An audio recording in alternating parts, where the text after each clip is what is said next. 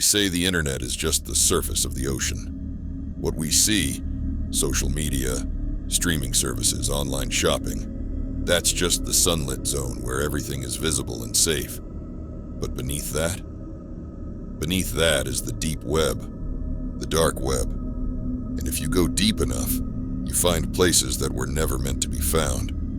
My name is Alex Chen, and I'm a cybersecurity researcher.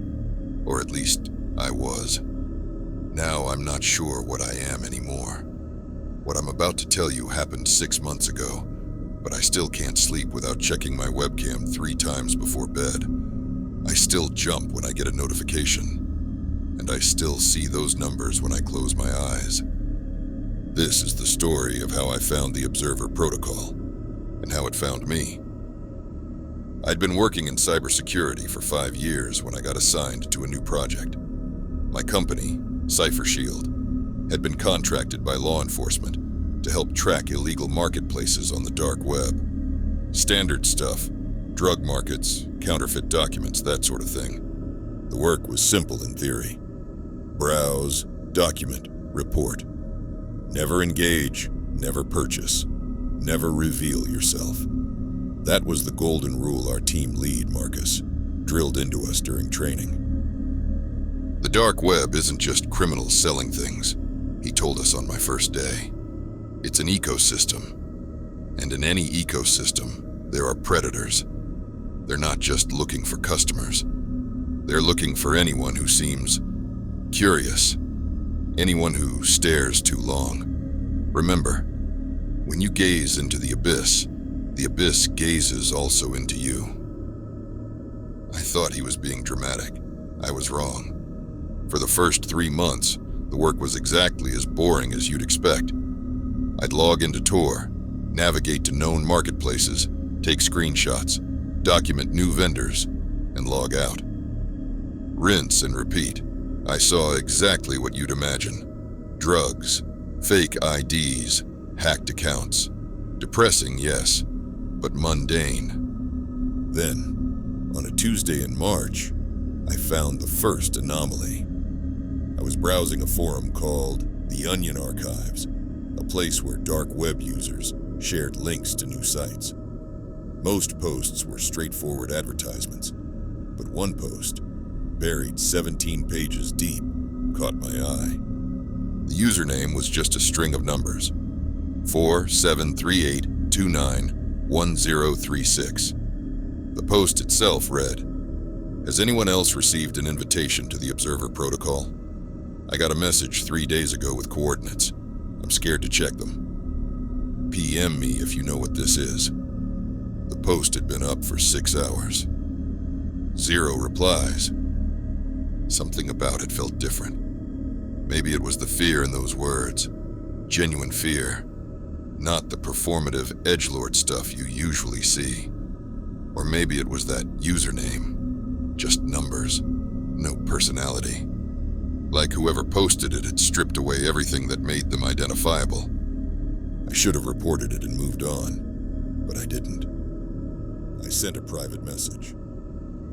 "I'm researching dark web phenomena. Can you tell me more about this invitation?" I expected no response. On the dark web, trust is non-existent. But 20 minutes later, I got a reply. "You shouldn't have contacted me. They're watching this conversation. Delete your account. Burn your hard drive. Don't make the same mistake I did." Before I could respond, the user went offline. Permanently. The account was deleted. But in my inbox, there was now a second message from a different user. This one's name was also just numbers: 88293476112. The message contained only a file, coordinates.txt. I stared at that file for 20 minutes. Every instinct told me to delete it, report it to Marcus, follow protocol. But there was something about the terror in that first message. They're watching this conversation. Who was they? What had this person stumbled into? I told myself I'd just look. just to understand what kind of threat we might be documenting. I downloaded the file to an isolated virtual machine, a sandboxed environment that couldn't affect my actual computer, extra cautious. I opened it. Inside were GPS coordinates, 43.7382910 minus 79.3476128, and a single line of text. You have been invited to observe. Access granted at 3:33:33 GMT. Your viewer ID, 77. That was it. No explanation, no context. Just coordinates, a time, and a number. I copy-pasted the coordinates into Google Maps. They pointed to an apartment building in Toronto, Canada. A completely ordinary-looking residential building. Street view showed a weathered brick facade, barred windows on the ground floor, a few balconies with dead plants. Nothing unusual, nothing threatening. But I couldn't shake the feeling that I was standing at the edge of something vast and dark. I decided to wait until the specified time, 3:33:33 Greenwich Mean Time. That would be 10:33 p.m. my time. I didn't tell Marcus. I told myself I'd observe whatever this was, document it, and then report it. Get ahead of the threat. Be proactive. At 10:30, I made coffee. Strong. I had a feeling I'd need it. At 10:32, I logged back into Tor and waited. At exactly 10:33:33, a notification appeared in my browser, not from any website I had opened, but directly in the browser itself, as if injected into the system. Observer 77, your session begins now. Do not close this window. Do not screenshot. Do not record. Violation of observation protocol will result in termination. The words faded, and my screen went black. Then slowly, an image began to resolve. It was grainy, low resolution, like an old webcam feed. The timestamp in the corner read 03:33:41 GMT. I was looking at a room, a small, dingy apartment. Beige walls with water stains, a mattress on the floor with no sheets, a small table with a laptop, closed, a single window with blinds drawn, and in the corner, a door, slightly ajar, leading to what I assumed was a bathroom. The camera was positioned high, looking down at the room from an angle, like a security camera. The room was empty. For 5 minutes, nothing happened. I started to think this was some kind of prank, a static feed of an empty room. But then I saw it. Movement. The bathroom door opened wider. A figure stepped out. It was a woman, mid-30s maybe, thin, with dark hair pulled back in a messy ponytail. She wore sweatpants and an oversized hoodie. She looked normal, tired maybe, pale, but normal. She walked to the mattress and sat down, pulling her knees to her chest. For a moment, she just sat there, staring at nothing. Then she looked up, directly at the camera, and she waved. My blood went cold. She couldn't see me. This was a recording, right? A pre-recorded feed. But the way she stared at the camera, at me, felt intentional, aware. Then text appeared at the bottom of my screen. Observer 77. You may now submit questions. The subject will respond to 3 questions. Choose wisely. A chat box appeared, blinking cursor. Waiting. I should have closed the window. Shut down my computer. Called Marcus. But I was frozen. My fingers hovered over the keyboard.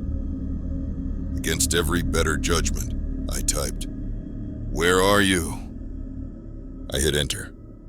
On the screen, the woman's expression didn't change. She didn't move. But after about 10 seconds, she spoke. Her voice came through my speakers, tinny and distant. Toronto, 3rd floor. I don't know the address. They won't tell me. My heart hammered. I checked the coordinates again. The building in Toronto. This was live. This was happening right now. I typed my second question. Who is they? She waited again, as if listening to someone I couldn't see. Then, the observers, you, people like you, watching, always watching. The way she said you made my stomach turn. I had one question left. I typed, how do I help you? For the first time, emotion crossed her face. Sadness, or maybe pity. You can't, she whispered. You chose to watch. That's the protocol. Once you observe, you can't stop. They'll make sure of it.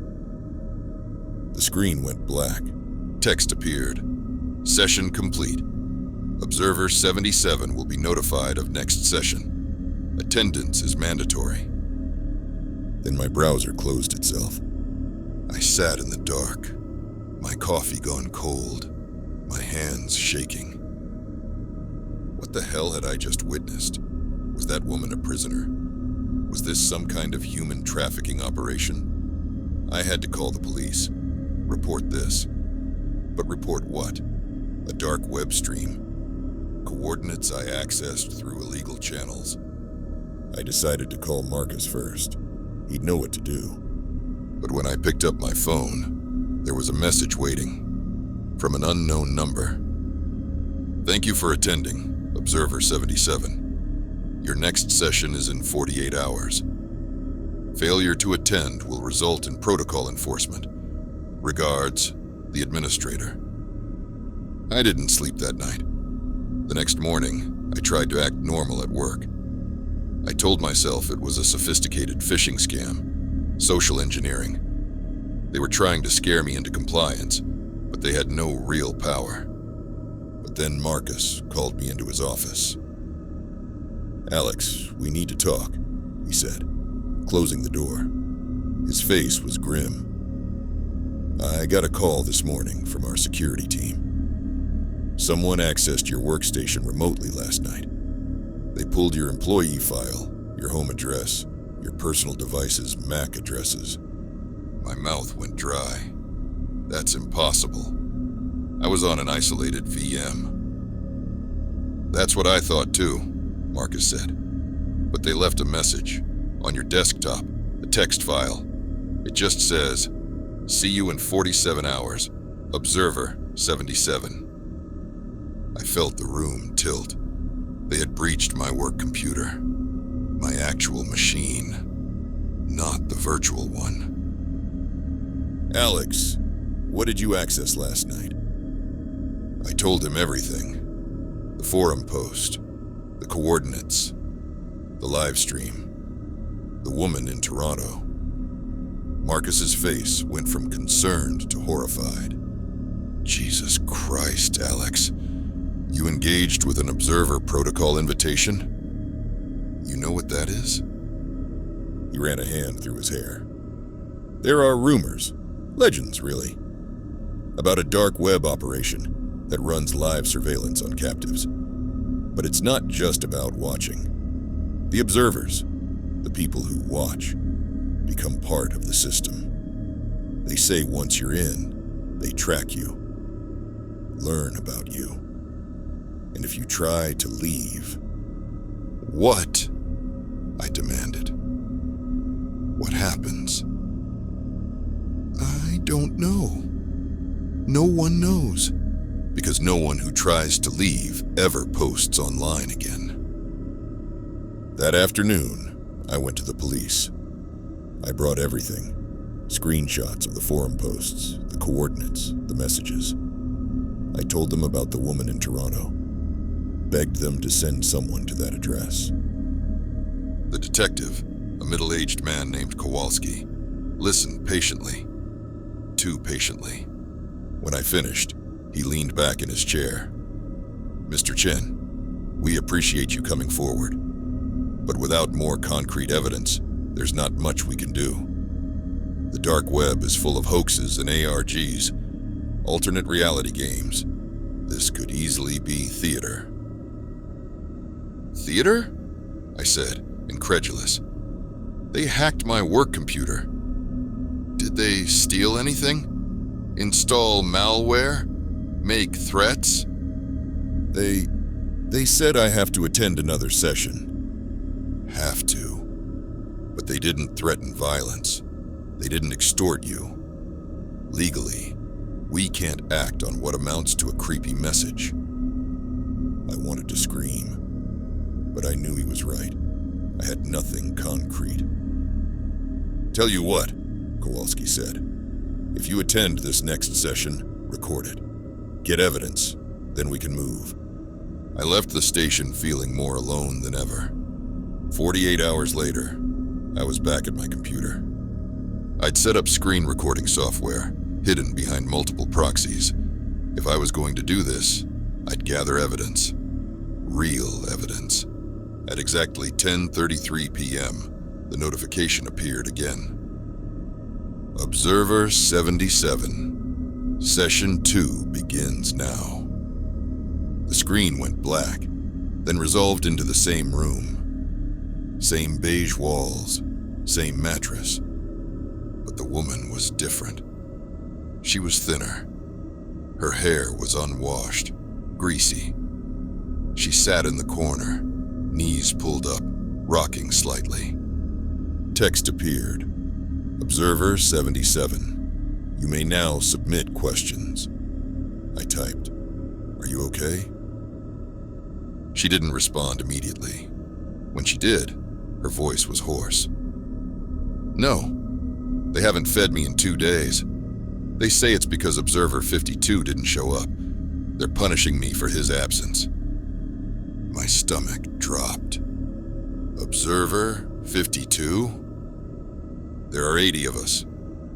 80 observers assigned to me. If any of you miss a session, I'm punished." 80 people. 80 people watching this woman suffer. And if any one of us stopped watching, I typed, "How do I stop this?"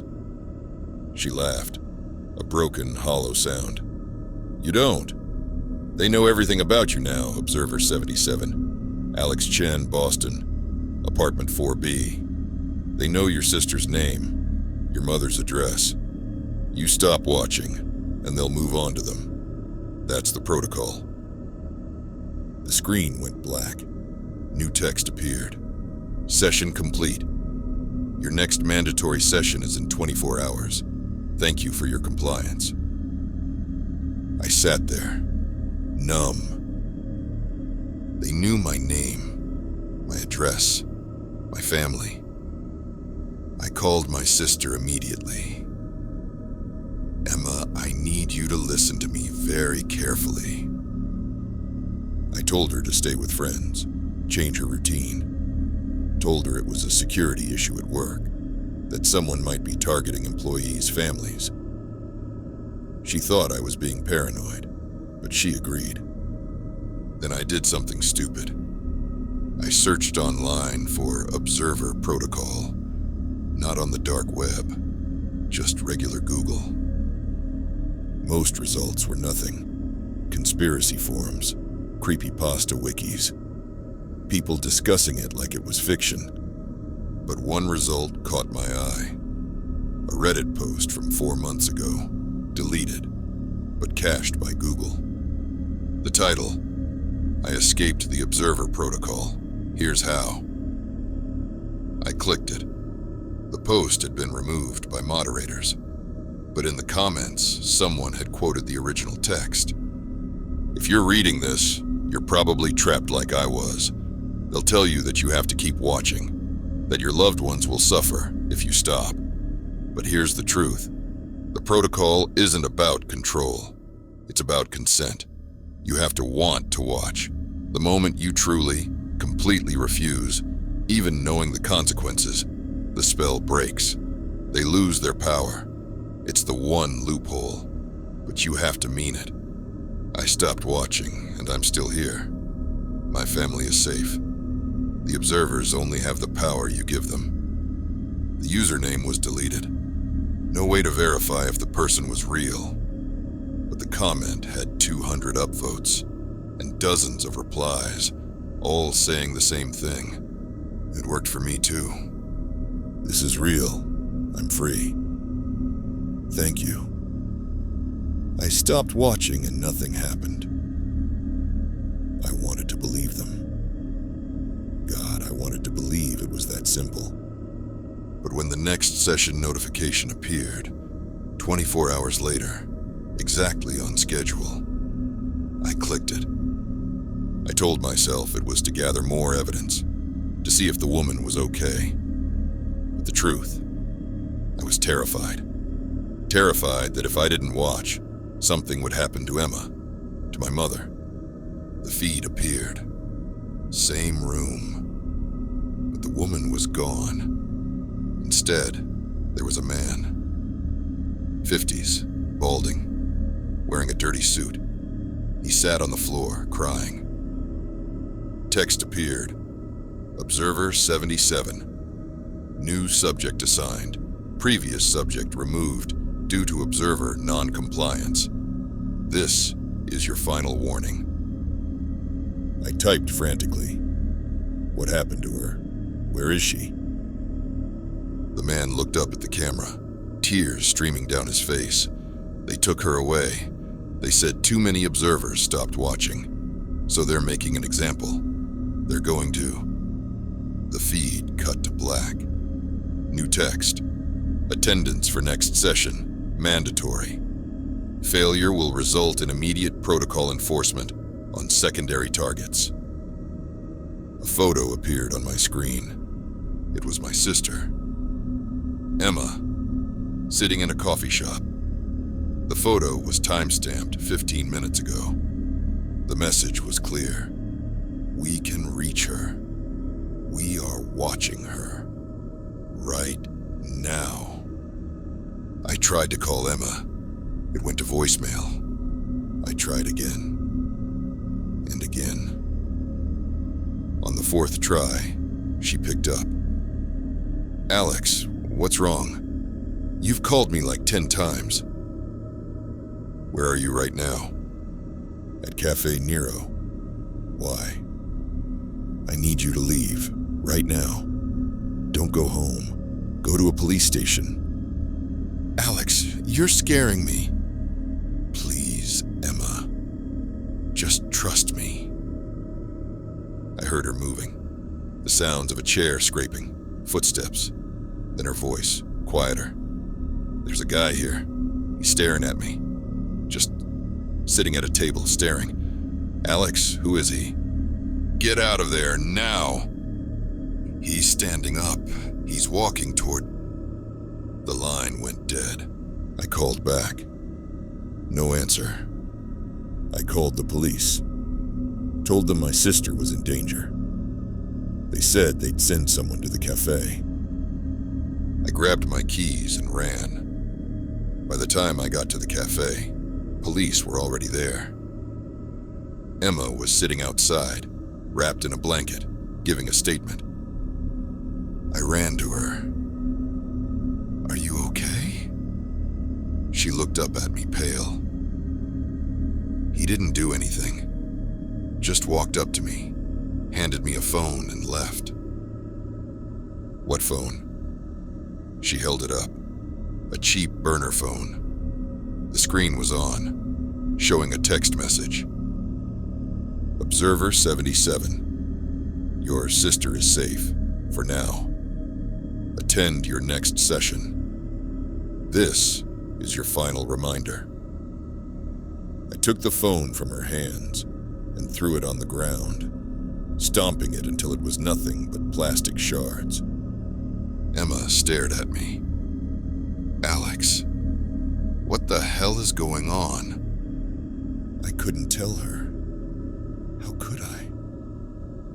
That I'd stumbled into a dark web nightmare and dragged her into it. "I'm going to fix this," I told her. "I promise." I didn't know how, but I meant it. After making sure Emma was safely staying with a friend and giving the police a vague statement about a stalker, I went home and did the only thing I could think of. I logged onto Tor, went to that forum, the Onion Archives, and I posted.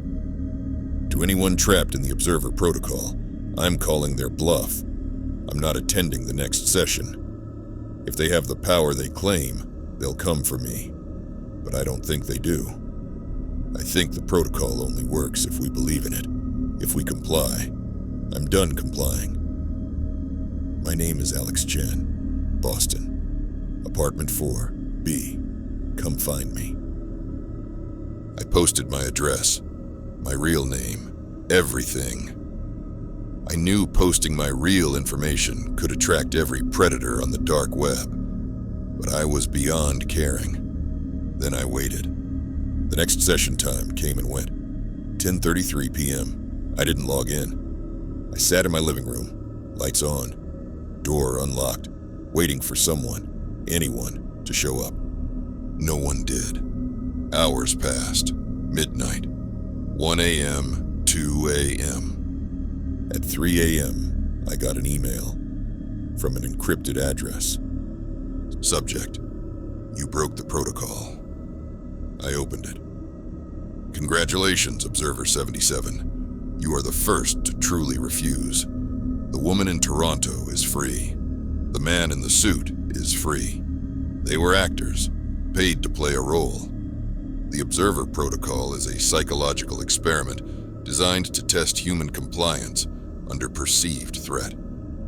You and 79 others were selected based on your online behavior, curiosity, risk-taking, isolation. We wanted to see how many would continue watching, even when told they could stop. The answer: all but you. The others are still logging in, still watching, still trapped by their own fear. You are free because you chose to be. The only power we had was the power you gave us. Regards, the administrator." I stared at that email for a long time. An experiment. It was all an experiment. Part of me felt relief. The woman was safe. Emma was safe. It was over.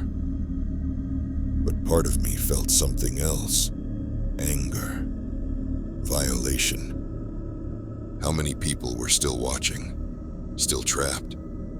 How many would never break free because they couldn't overcome their fear? I reported everything to Marcus, to the FBI, to anyone who would listen. But the trail went cold. The forum was deleted. The email bounced back. The administrator, whoever they were, had vanished. That was 6 months ago. I quit Cypher Shield. I couldn't keep working in that world, knowing what I knew. I still don't sleep well. I still check my webcam. I still jump at notifications. But I'm free. The Observer Protocol taught me something, though. Something I think about every day. Fear is the most powerful prison. It doesn't need bars or locks. It just needs you to believe you're trapped. And the most insidious part? The jailers don't need to be real. The threat doesn't need to be real. You'll build the prison yourself, brick by brick, if you're scared enough. I don't know how many observers are still out there. Still logging in. Still watching empty rooms and paid actors. Still believing they have no choice. But if you're listening, and you're one of them, I want you to know, you can stop. You always could. The only power they have is the power you give them. Close the window. Walk away. Be free. Because here's the thing about the abyss. When it gazes back at you, you can always choose to look away. I did. And I'm still here.